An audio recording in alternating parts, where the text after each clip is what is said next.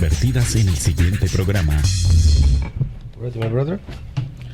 Assalamu alaikum wa rahmatullahi wa barakatuh. Hold on. Go ahead. Assalamu alaikum. This is Islam for Mankind. This is your host Rashid Mahdi. And today we are honored to have with us our co-host and translator, Dr. Jesus Marti. Assalamu alaikum, Dr. Jesus Marti. Wa alaikum salam wa rahmatullahi wa barakatuh. Greeting of peace to all of our radio listeners. Un mensaje de paz para todos nuestros radio escuchas. Este es su programa semanal Islam para la humanidad y toda la creación de Allah. And also we have a guest special all the way from Chicago, Dr. Sabil Ahmed. Assalamu alaikum. Wa alaikum assalam wa rahmatullahi wa barakatuh. Peace and blessings of God be upon each single one of you. Thank you for accepting. Thank you for accepting our invitation. Dr. Sabil Ahmed is a well-known speaker and is also the director of the Gain Peace Project, which is an outreach program of Islamic Circle of North America, ISNA, also known as ISNA. And he have a toll number that the guest can call in at any given moment and they can ask question. That line is 1-800-662/Islam, and between 9 a.m. and 9 p.m. And also we have a brief introduction about him in our blog, rashidm.blogspot.com. And today it will be about science and religion. For our dear listener, we can be reached live at 407-343-6001. That number again is 407-343-6001. Dr. Sabil Ahmed, go ahead, proceed, please. Can you tell us what will you be talking about today, inshallah? Dr. Sabil? Dr. Sabil, can you hear us? Yes, I could hear you. Sorry, I was on mute. So, in the name of Allah, the most beneficent, the most merciful, today I would be speaking about a very important topic, the topic of Islam and science. What kind of contributions that the Muslims have done all throughout the centuries to better the world in the field of science and technology. So that will be the main topic that I would like to dwell upon. But before that, perhaps for 3 minutes or 5 minutes, it will be important for the listeners to find out that what exactly Islam is, the fundamentals of Islam, the basic beliefs and the basic pillars. So those would be the two topics, Brother Rashid. I would be speaking. Prior to that, it's this horrendous and horrific incident that happened in Belgium. What's your take on that from an Islamic perspective? What can you share with us your thought, please? Yes, this tragic incident that happened in Brussels, where about 32 innocent people, they passed away. All the Muslims, we stand shoulder to shoulder with the people of Belgium, and we pray for the patience of our fellow brothers and sisters in Belgium, and our condolences are there to the family members. But it's also very important for all of us that all of humanity, we are all equal in the sense that God has created all of us as from one male and one female, means Adam and Eve. So in that sense, we are all human family.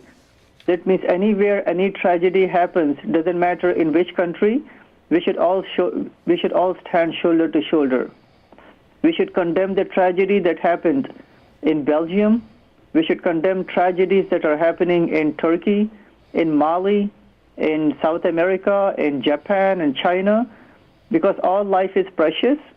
Because Islam says in the Quran, which is the word of God given to Prophet Muhammad, peace be upon him, that taking one innocent life is like taking the life of all of humanity. And saving one innocent life is like saving the life of all of humanity. So it's very important that if anything happens anywhere in the world, we should have wall-to-wall coverage, not just when people are killed in France or people are killed in Belgium, because life in Iraq is as important as the life in France, or life in Turkey is as important as the life in Japan, for example. Absolutely but true. At the end of the day, Muslims we feel sad. If anyone is doing it in the name of any faith, we should condemn that. Quran teaches peace and justice and equality, and Quran condemns terrorism, extremism, and violence. Thank you. We're going to go to the translation, and we go back to our honored guest speaker, Dr. Sabeel Ahmed, inshallah. Dr. Jesus, if you would like to translate, inshallah. Jazakumullahu khairan. Nos dice el doctor Sabeel Ahmed, que es el invitado de hoy. Primero nos da paz y bendiciones de Dios y para todas nuestras radio audiencias. También nos dice de que él es el director del Círculo Islámico de Norteamérica y si desean comunicarse con esta entidad o con el doctor Sabeel Ahmed, pueden hacerlo al 1-800-622-ISLAM. Este número está disponible desde las 9 de la mañana a las 9 de la noche. O lo pueden localizar también a través de el portal del hermano Rashid, que es rashidm.blogspot.com, y también si quieren participar en vivo en nuestro programa lo pueden hacer a través del 407-343-6001. Tenemos que el tema de hoy, en nombre de Dios Todopoderoso, el más misericordioso, nos dice que va a ser el Islam y la ciencia. Nos habla el doctor Sabeel Ahmed de que él quiere hablar sobre las contribuciones de los musulmanes en términos de la ciencia y tecnología, lo que es el Islam y también lo que son las creencias y son los pilares del Islam. El hermano Rashid le pregunta al doctor Ahmed de que sobre el incidente y la tragedia que ocurre en Bruselas, en Bélgica, y le dice de que es un acto muy lamentable, que nos sentimos sólidamente identificados como hermanos, con todos los hermanos y hermanas que sufrieron este terrible incidente, y le damos nuestro más sentido pésame. Toda la humanidad es igual. Somos todos una familia, y la tragedia, indistintamente de que ocurra en Bélgica, en Japón, en Francia, en Turquía, en China, nos afecta a todos por igual. El Corán dice claramente que aquel que toma una vida injustamente lo hace, es como si tomara la vida de toda la humanidad, y aquel que salva una vida es como si salvara la vida de toda la humanidad.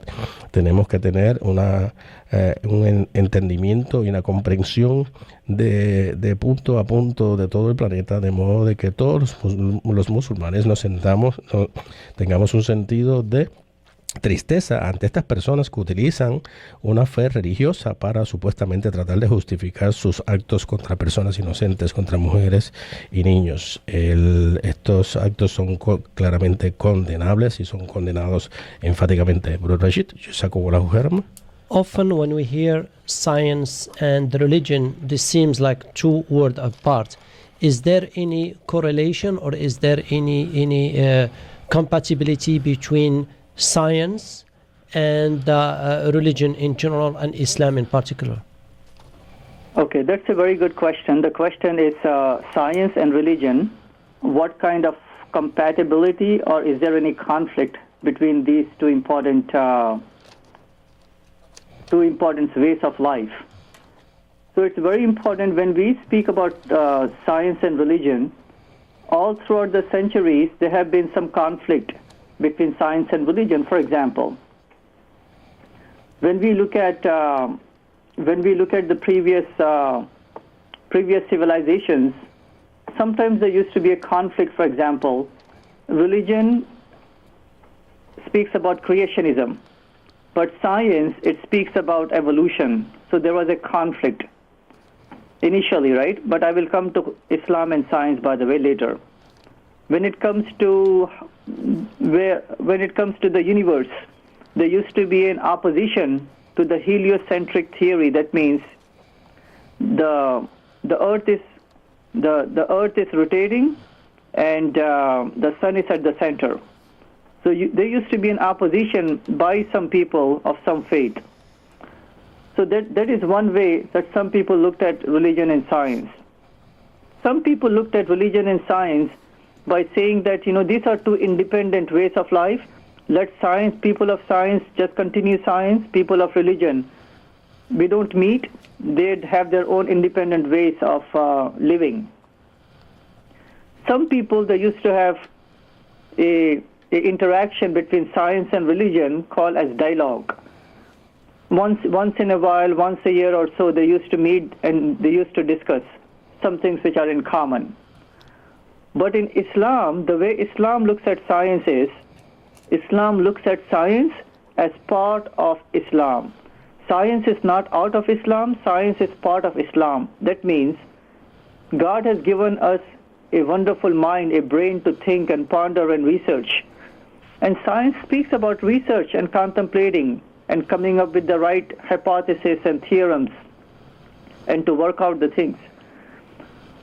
So in the Quran, it says close to 750 times for humanity to think and ponder, to research, to contemplate, to do the research, and to come up with the truth. So in Islam, science is not outside of Islam, science is part of Islam. So that is the relationship between Islam and science. And then I would elaborate later on about how this has led to wonderful discoveries and contributions and inventions by Muslim scientists of the past, inshallah. Inshallah, we go to the translation, Dr. Jesus. Certainly, my pleasure. Nos dice el hermano Rashid, le hace la pregunta al doctor de que si existe una correlación, el doctor Sabil Ahmed, de que si existe una correlación entre la ciencia y la religión. Y entonces, porque en muchas ocasiones hablamos de la ciencia y de la religión como que si fueran dos conceptos que están particularmente separados y totalmente apartes. Le dice que la ciencia y la religión existe compatibilidad, que la ciencia y la religión, cuando nosotros vemos a las civilizaciones del pasado que nos precedieron, la religión habla sobre creación, cuando la ciencia habla sobre evolución. Vemos también que hay una oposición cuando hablamos también, por ejemplo, en términos de la teoría heliocéntrica, en donde se habla de que el Sol está en medio del universo y los planetas girando alrededor de él. Dr. Jesus, sorry to interrupt you. I don't understand much Spanish, but you say evolution. We're talking about the religion, not evolution. Because the evolution is... He mentioned that the religion speaks about creation and science speaks about evolution. Oh, I see. Okay. Alhamdulillah. You see how misunderstanding can happen quick if we don't understand. Are we saying that correctly, Dr. Sabil? I believe so. Go ahead and continue and finish. Sorry. Okay, no problem. El doctor nos estaba hablando de que la religión pues hablaba sobre la creación y la ciencia habla sobre el concepto ese de la evolución, pero vemos que son cosas separadas. También en el concepto del universo estábamos hablando de la teoría heliocéntrica, donde el Sol está en el medio de toda la galaxia y todos los planetas giran alrededor de este. Algunas personas dicen que la religión y la ciencia son dos cosas separadas y dos métodos de vidas diferentes. Él habla sobre un diálogo y el diálogo es una interacción entre la ciencia y la religión. En Islam nosotros tenemos la creencia enfática y sólida de que miramos a la ciencia como que es parte del Islam. Recuerden que el Islam es completa sumisión a la voluntad de Dios. Dios nos ha dado la ciencia para tener una mejor comprensión de todo el universo. El Corán en más de 750 ocasiones habla de que tenemos que analizar, tenemos que investigar y tenemos que contemplar y venir con resultados que nos conduzcan a la verdad. Estudiando y leyendo vamos a conocer la verdad, y recuerden lo que dice las escrituras, que la verdad nos hará libre. Esta relación es una relación que nos conduce a un claro y mejor conocimiento de ambos conceptos. Brother Rashid, Yeah, we're going to open also the line if anyone wants to call us with any questions, and we prefer to have questions from non-Muslims. We give priority to non-Muslims in our Islam for Mankind radio. So the line is 407-343-6001. 407-343-6001. We are honored to have with us Dr. Sabil Ahmed, all the way from Chicago. He's the director of the Gain Peace Project, and they have also 1-800 number, 1-800-662-ISLAM, 1-800 number, 1-800-662-ISLAM, for those who missed the show or those who wish to call at any any topic related to Islam. Back to Dr. Sabil Ahmed. We were talking about, is there any compatibility between Islam and science? Also, some of our listeners has been asking what are the contributions of the Muslims towards the West or towards the science in general. Is there such a contribution, if we may ask? Dr. Sabil Ahmed, are you still with us? Hello? Jose is still with us. Dr. Sabil Ahmed, did you hear us? It's mute. We have Dr. Sabil Ahmed. Is he mute or? Okay, Dr. Sabil Ahmed, we seem to lost the connection with Dr. Sabil Ahmed. Please call back if you got disconnected. 407-343-6001. Oh, okay. Alhamdulillah. Dr. Sabil Ahmed, can you hear us? Yeah, I could hear you. The call got dropped off, by the way. I'm not sure what happened. Sorry about that. Little technical problems. Alhamdulillah, alhamdulillah. With difficulties come ease. With difficulties come ease. We are Muslims and we are always, hopeful, and we are always productive. Does Islam inspire science, or does science inspire Islam per se? And what is there any Islamic contribution to the world of science and to the civilization in general? So I would say that Islam inspired science. The reason I'm saying is that in the 7th century, when Prophet Muhammad, peace be upon him, when he was born, the world was going through the dark ages. People were living without any science and technology, discoveries and inventions. They were literally going through the dark ages. So when Quran came, Quran inspired people to think and ponder, not just to blindly believe because their ancestors were doing certain things certain ways, but to do new things, to please the Creator, to enhance humanity, to make the world better. So Quran many times has mentioned about the creation of the universe. Quran mentions about the physical phenomena. So all these things motivated the Muslims to build up on it and to do discoveries and inventions. So I could give you some examples from the Quran to show that this book is not a book written by a human being in the 7th century, because in the 7th century, like 1400 years ago, there was no microscope and telescope. There was no MRI machines or ultrasound machines. So there was no technology. Even then, the Quran speaks no less than 500 times, 500 places in the Quran that corresponds with the modern scientific discoveries. For example, when you ask a cosmologist about how the world began, how the universe began, they will say that about 13.8 billion years ago, all the matter used to be like in one place, like in one point. But then there was a big explosion, and from there, the universe was formed, the sun, the stars, the galaxies, the planets. This is the modern scientific notion from last century. Mm-hmm. But in the 7th century, in the Quran, God says in chapter 21, verse number 30, that do not the unbelievers see that the heavens and the earth, they were joined together. It is God who has created the Big Bang, the big explosion, and from there all the things are formed.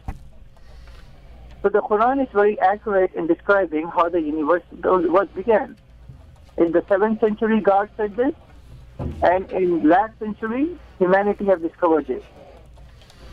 So now the question for our people who are not from the Islamic faith is, how can a person from the 7th century, not knowing how to read and write, without any technology, how can he come up with this wonderful scientific discovery about the beginning of the universe? So that's one important point. One more important point would be that right now we know that the earth is rotating and revolving. So is the moon, so is the sun, and so are all the celestial bodies. This was also a discovery in the last century.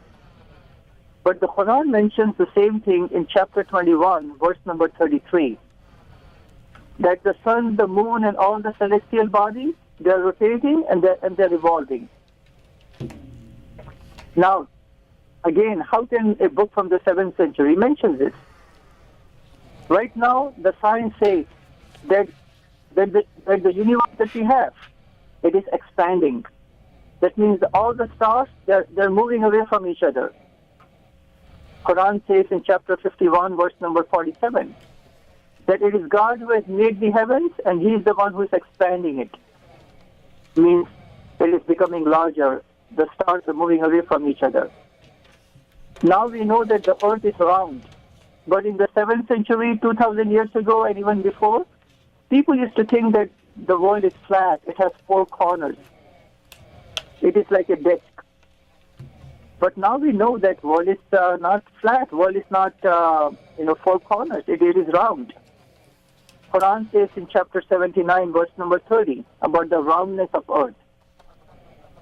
We know how a baby grows inside the mother's womb because of the ultrasound and because of the microscope.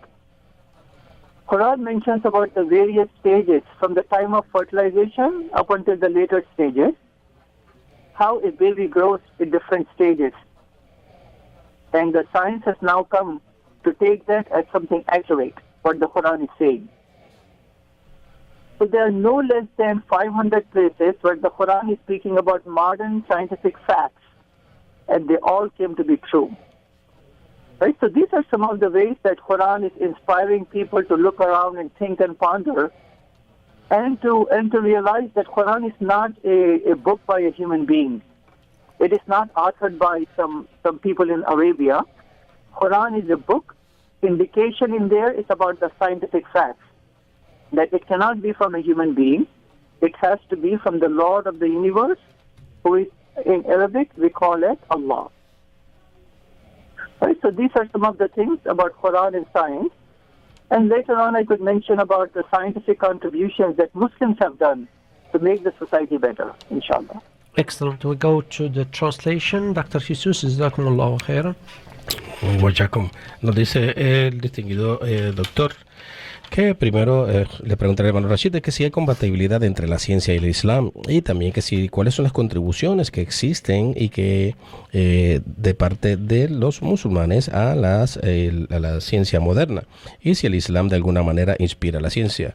El doctor nos contesta muy elocuentemente de que él dice que el Islam inspira la ciencia. Él dice que en el siglo VII el mundo había atravesado lo que se conocía como la época o las eras oscuras, y que ese periodo de oscurantismo, el Corán viene entonces en el siglo VII e inspira a las personas a pensar y a ponderar de las cosas que existían y para que se hiciera un mundo mucho mejor.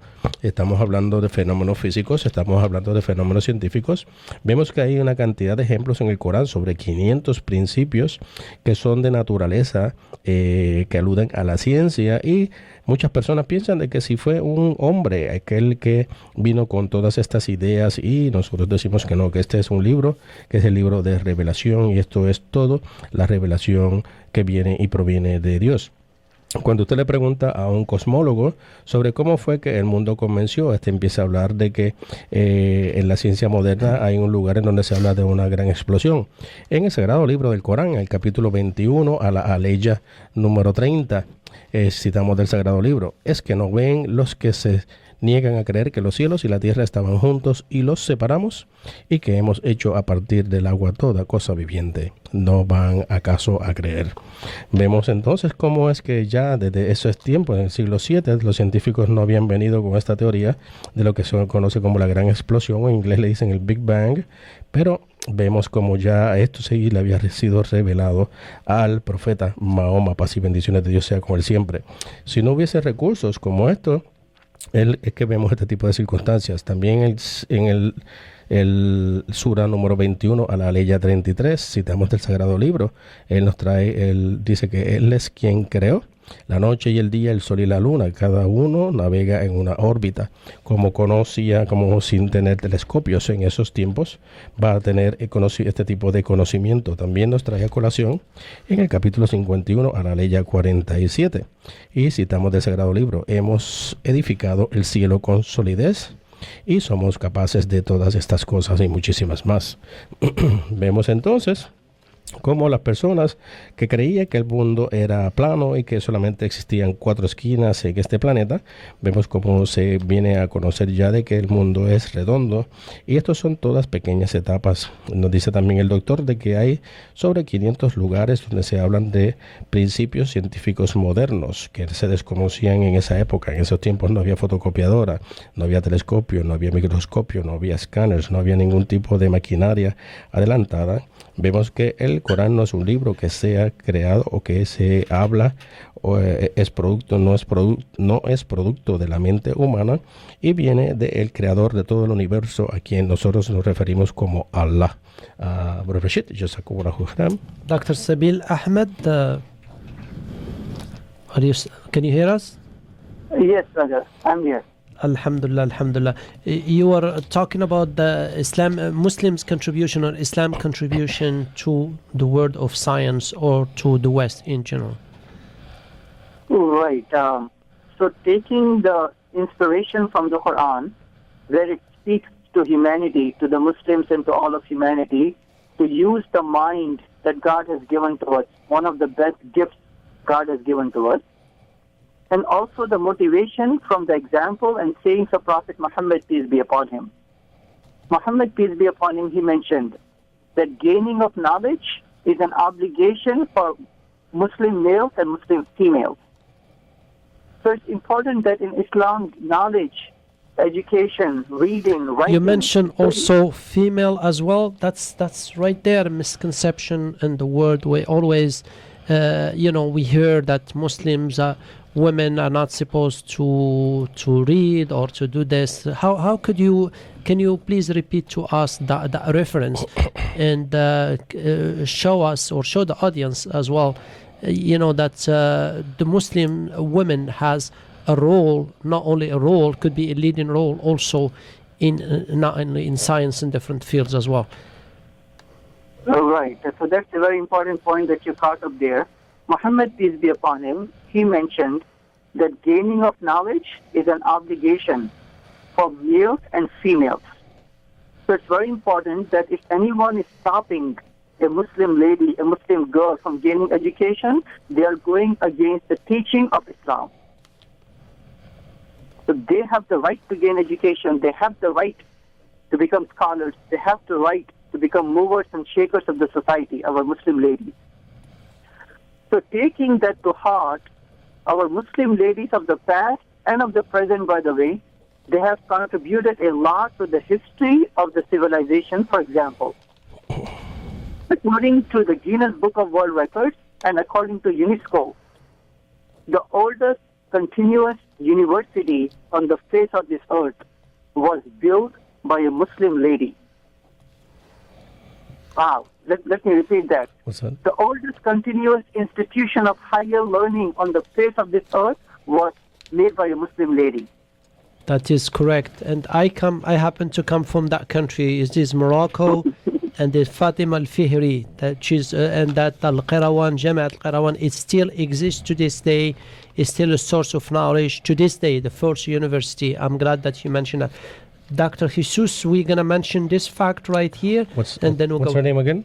Fatima al-Fihri. Fatima al-Fihri. Yeah, she was the first female to establish the first university in the world. That's as Dr. Sabil Ahmed mentioned. So this was made in the year 859, by the way, to be exact.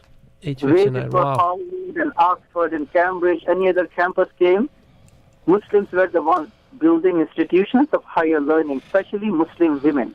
Wow. MashaAllah. Continue, Jazakumullahu khairan. Continue, then we go back to the translation. I'm sorry, I'm a little bit sleepy. I didn't have much sleep this morning, so I apologize for any mishaps from my part. Continue, Jazakumullahu khairan. Okay. So when it comes to different fields of sciences, and I will mention some of them, by the way, in the field of there's so many, I don't know where to start. So let's start with the hospitals. The hospitals that we know of today, they were initially made in Cairo, in Baghdad, in Damascus, and in Muslim Spain. When we go to the hospitals, we just take them for granted. They have the emergency room, they have the pediatrics department, you have the women's OBGYN department, psychiatry department, internal medicine, surgery. We just take this for granted, and we think that these are contributions done in Europe or in America, but no, that's not the case. In Africa and in Iraq and in Damascus, hospitals were first built the way that we see them right now. So the modern hospitals are a Muslim invention. Number two, when we go to the chemistry lab, when I was a student, I went to the chemistry lab and I used some of the instruments like the test tubes, the flask, and other instruments. Many of these instruments, they were invented by a Muslim chemist by the name of Ibn Hayyam about 1,000 years ago. So again, we benefited from his contributions, his inventions right now today in our modern 21st century. When it comes to the surgery, right? When we go to the hospitals back again, when they do surgery, they have certain instruments that they use for surgery. And these instruments were initially they were invented by Muslim surgeons way back in Spain about 1,000 years ago. So these instruments were invented by Abu al-Qasim al-Zahrawi in Spain in the 11th century. So again, we take them for granted, but these were inventions by the Muslims. For our Spanish-speaking audience, you mentioned, that was mentioned in Spain, and they might say, well, Spain is a Christian, country. How could you explain that, or how could you reconcile that? Can you please further explain to those who are not familiar with these facts? Can you explain, please? Right. So currently, Spain is a Christian country, and historically it has been a Christian country. But Muslims have been living in Spain since about 711 CE up until 1492, for close to 7.5 centuries. When they lived there, they built pharmacies and hospitals and institutions of higher learning to such an extent that non-Muslims, the Christians, the Jews, and people of different faiths and backgrounds, they used to come and learn in the Muslim institutions in Spain for about 7 centuries. So Muslims were ruling Spain, ruling with justice and peace, and they were all inclusive society from 711 up until 1492. So that is how, in that context, when I mention that Muslim scholars in Spain, I'm mentioning that those scholars who were born and raised in Spain and they benefited the society. And also it was the golden era for the Jews and the Christian, just to show to those who always talk negatively about Islam, when the Muslims were ruling Spain, they did not force the religion on other people, but they let freedom of science, freedom of religion, freedom to coexistence, total coherence, exactly what we see right now, the diversity that we see right now that we are celebrating in America, which is a beautiful thing. And unfortunately, some political leaders are trying to take that diversity away, and that's the rise and fall of Muslim Spain. It's something that we need to study history in that. It was raising when it was total harmony, and it was the fall when you have a political leader like Trump, or the mindset of Trump, that will bring it about, that will bring destruction of that. So that's a side note. We go to the translation and we'll go back and we can further illustrate that. For those who wish to call us about any question or comment, we can be reached live at 407-343-6001. You see it's coming. Trump is everywhere. It's causing a mayhem all over the world. Oh, no, I don't think he's a politician. I just think he's just running for office. He just pollutes in the air. That's yes. Ok, ya tenemos aquí a nuestro invitado, que es el doctor Sabir Ahmed, y nos está hablando él de las contribuciones de los musulmanes al mundo moderno en los aspectos de la ciencia, y él habla de las contribuciones del Islam. Vemos también que él cita nuestras mentes como el mejor y el mayor regalo que Dios nos haya dado a toda la humanidad. En el Islam, la obtención de conocimiento es una obligación por parte de tanto féminas como caballeros. O sea, la obligación es idéntica y es similar a aquellas personas que lo puedan estar deteniendo a usted de una educación, está afectándole los principios en los que se basa el Islam en todas nuestras comunidades. El Islam promueve que tanto las damas como los caballeros se eduquen a un máximo indistintamente de su edad. Vemos también que mucha de la historia de la civilización antigua continúa haciendo siempre alusión de altas instituciones de educación avanzada. Nos hablaba también de la primera universidad en el mundo para el año 859, y esta estaba dirigida en el país, en Marruecos, por la señora Fátima Al-Firi. Vemos también de que cuando se habla en el área de hospitales, estos también fueron creados en Cairo, en Bagdad, en España. Se estableció el concepto de las salas de emergencia, los departamentos de medicina interna, las divisiones de cirugía. Vemos que todo esto proviene de civilizaciones y principios islámicos. Cuando pensamos que toda esto ha sido contribuciones de Europa y de América, es todo lo contrario. Vemos también que los laboratorios de química utilizan una serie y una variedad de instrumentos, que muchos de ellos fueron diseñados por un musulmán también de nombre Ibn Hajjab.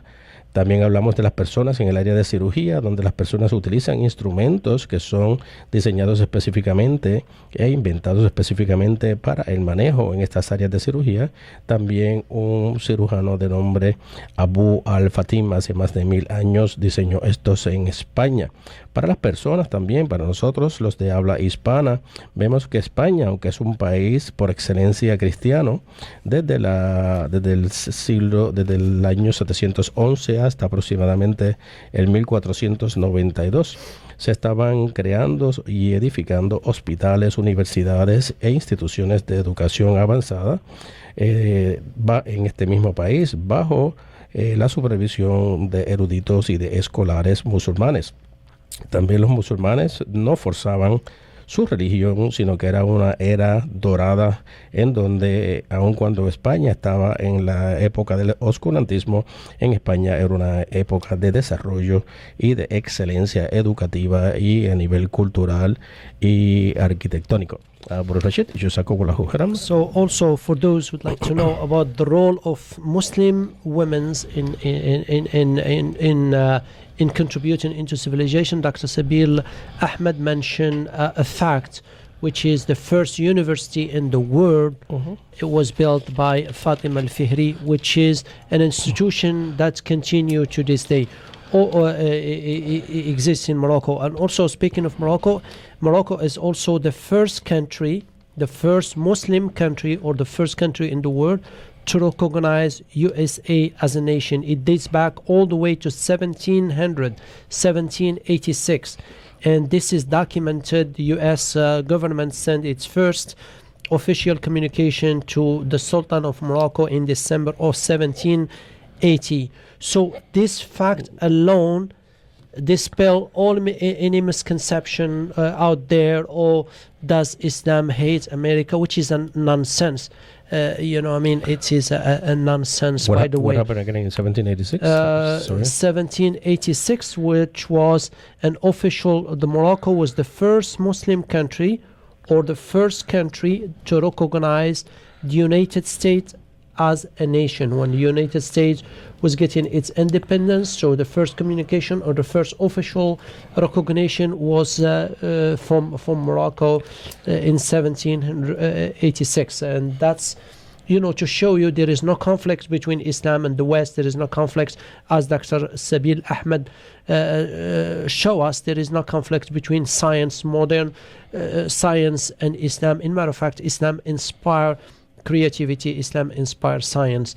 And do you want to translate this before we go back to our esteemed Dr.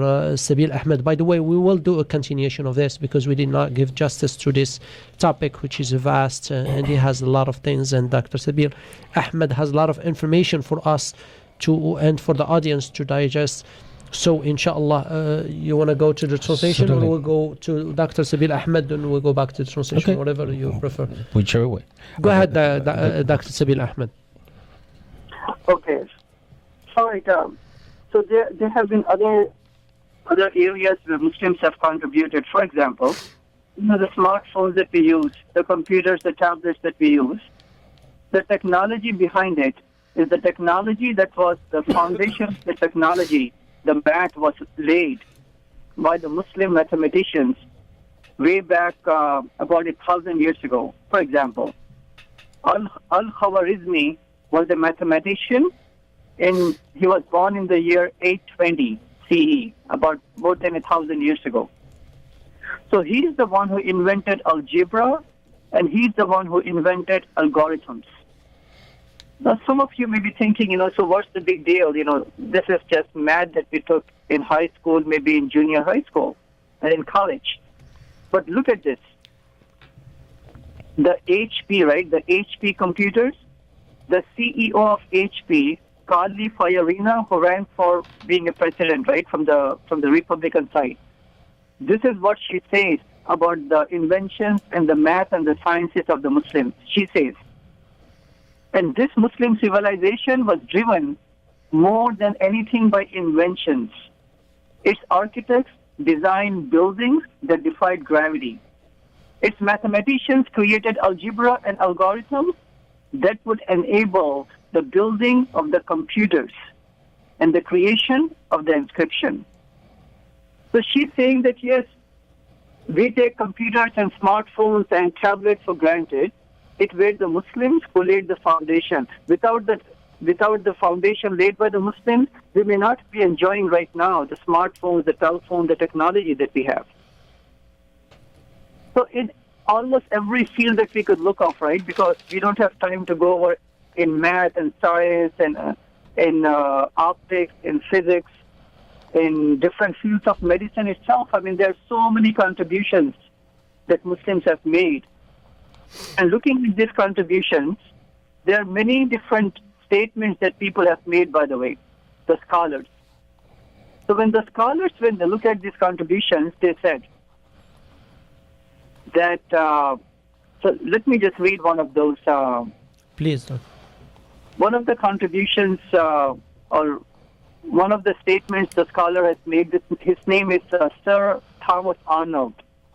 He wrote a very famous book called The Legacy of Islam in the year 1997, and he writes down, it is highly probable that but for the Muslims, modern European civilization would never have risen at all.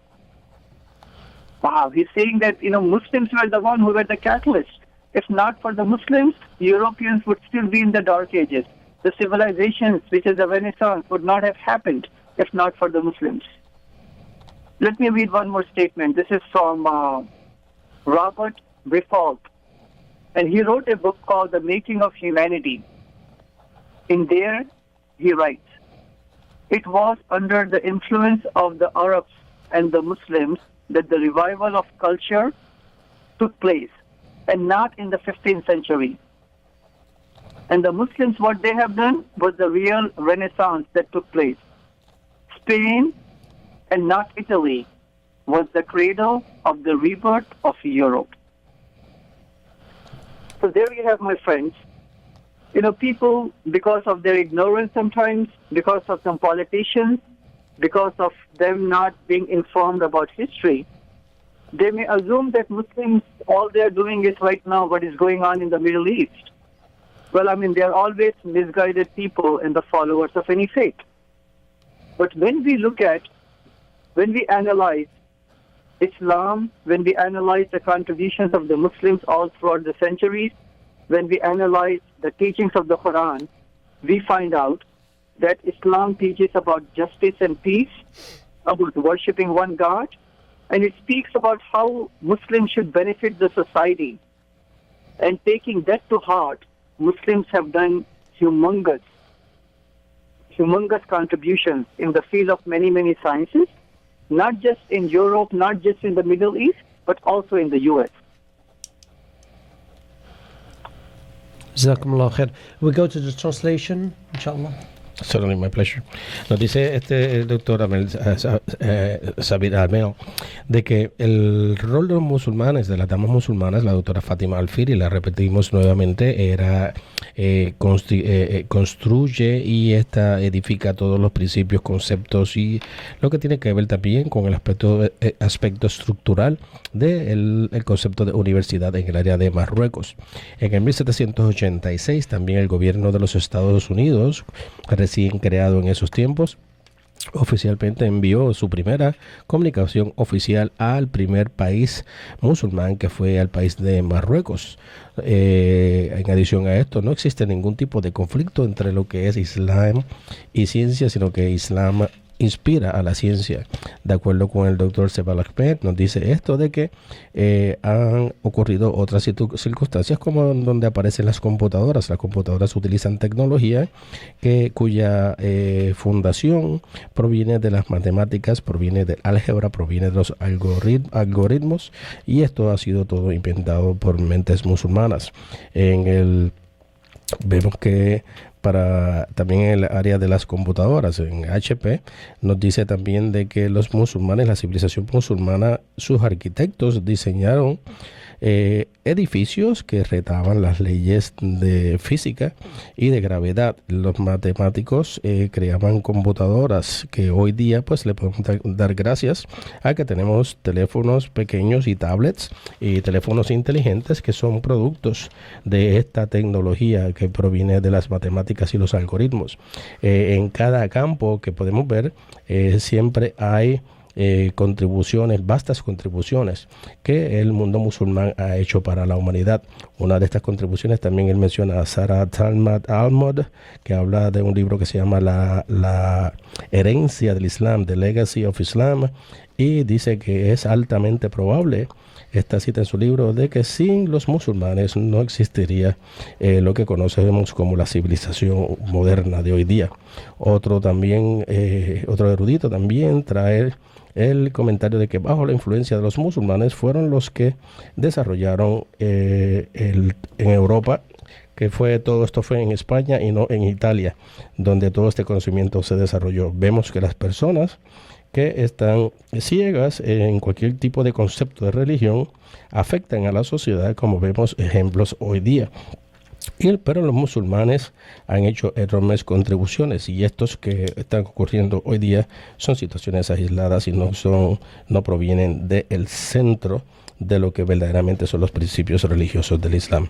Brother Rashid, and also to mention, the women is always, whenever the media speak, they always speak women, Islam mistreat women. It's far from the truth because of the media deception. I'd like just to mention a fact. The Quran states in verse 228, and for women are rights over men similar to those of men over women. That's Quran chapter 2 and verse 222. So over 1400 years ago, Islam gave women the rights that women in the West have only recently begun to enjoy. In 1930, Annie Besant observed, it is only in the last 20 years that Christian England has recognized the right of women to property, while Islam has allowed this right from all times. It is a slander to say that Islam preaches that women have no soul. The life and teaching of Muhammad, 1932. That's a book. So, men and women are descended from a single person, the Prophet Adam, peace be upon him. Islam does not accept for either of them anything but justice and kind treatment. This is just a side note. And as Dr. Sabeel Ahmed mentioned, Islam contribution to science and to the world in general is not a chapter that is overlooked in the West. It's not a chapter that is overlooked in the history. The science as we know it would not be what it is it was not for the contribution of the Muslims. And Dr. Sabeel explained to us in detail and mentioned names of scholars in different fields. And in any fields that you look at, the camera that you are using right now to tape this show, Muslims have contributed in the making of it, in the optics, and they were pioneer in the optics. In any field that you pick, in algebra or mathematics or any field, Muslim contribution is tremendous. And also Islam is a peace-loving religion that allow other people to survive. Lakum dinukum waliyadin. You have your religion, we have ours. There is no compulsion in a religion that make the truth clear from falsehood. We will do a continuation of this show, inshallah, with the Dr. Sabeel Ahmed, inshallah. Because this is a very important topic, and it's very vast. And you will find also a recording of this podcast at rashidm.blogspot.com. We thank our esteemed Dr. Sabeel Ahmed. We are just signal that our time is expired. So inshallah we will continue, and we welcome our audience to your weekly radio program Islam for Mankind. Thank you, Dr. Sabeel Ahmed. Thank you, our audience. Thank you, Dr. Jesus Marti. My pleasure. Assalamu alaikum wa rahmatullah. Yes, thank you, Jazakallah khairan, and the greeting of peace to all audience members.